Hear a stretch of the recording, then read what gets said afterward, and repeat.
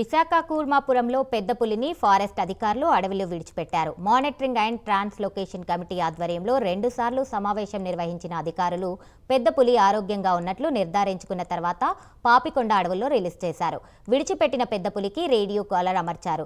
Radio caller ద్వారా పెద్ద పులి కదలికలను ఎప్పటికప్పుడు పర్యవేక్షిస్తున్నారు.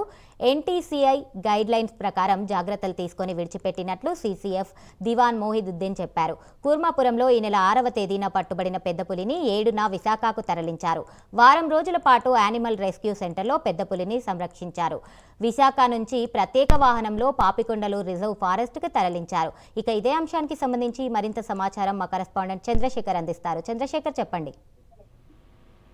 ఆకాంక్ష, ఏదైతే తూర్పుగోదావరి జిల్లాలో కొద్ది రోజుల క్రితం హల్చల్ చేసినటువంటి పెద్ద పులి ఏదైతే ఉందో, పెద్ద పులిని ఈ నెల 6వ తేదీనైతే అక్కడ బంధించినటువంటి పరిస్థితి కనిపించింది. ఈ నేపథ్యంలోనే కూర్మాపురంలో బంధించినటువంటి పెద్ద పులిని విశాఖ స్టేట్స్లో వచ్చినటువంటి పరిస్థితి కనిపించింది. విశాఖలో ఉన్నటువంటి ప్రత్యేక ఎన్క్లోజర్ ఏదైతే ఉందో, ఎన్క్లోజర్ లో ఉంచి దాదాపు వారం రోజుల పాటు కూడా దానికి ప్రత్యేకమైనటువంటి చికిత్సను కూడా చేశారు. ఈ నేపథ్యంలోనే పెద్ద పులికి సంబంధించినటువంటి మానిటరింగ్ ఏదైతే ఉందో, మానిటరింగ్ చేసిన తర్వాత అది ప్రస్తుతం ఆరోగ్యం ఉన్నట్లు కూడా అధికారులు అయితే నిర్ధారణకు వచ్చారు. అధికారులు నిర్ధారణకు వచ్చిన తర్వాత తూర్పుగోదావరి జిల్లాలో పట్టుబడినటువంటి ఆ పెద్ద పులిని విశాఖ తీసుకొచ్చి విశాఖలో 7 రోజుల పాటు సఫర్యాలు చేసి పూర్తిగా కూడా దాని ఆరోగ్యం పైన కూడా 2 రోజుల పాటు కూడా మానిటరింగ్ సమీక్ష సమావేశాలు కూడా నిర్వహించారు. 2 సార్లు జరిగినటువంటి మానిటరింగ్ సమీక్ష సమావేశాల తర్వాత నిన్న చూసుకుంటే ఏదైతే పాపికొండల తీరంలో ఉన్నటువంటి అటవీ ప్రాంతంలో మగ పెద్ద పులులు అయితే గిట్టిపుట్టినటువంటి పరిస్థితి కనిపించింది. ఈ నేపథ్యంలో దానికి సంబంధించినటువంటి ఒక డిజిటల్ మానిటరింగ్ ను కూడా ఏర్పాటు చేసినటువంటి పరిస్థితి కనిపిస్తుంది. పూర్తిగా కూడా పెద్ద పులు ఎక్కడెక్కడ సంచరిస్తుంది దానిపైన కూడా అధికారులు అయితే ఎప్పటికప్పుడే దాని యొక్క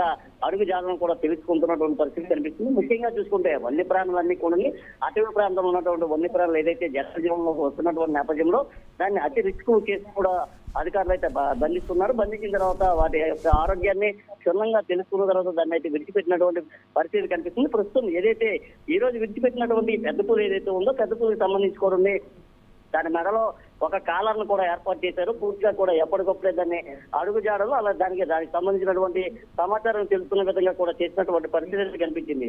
ఆకాంక్ష. Right, thank you Chandrasekhar.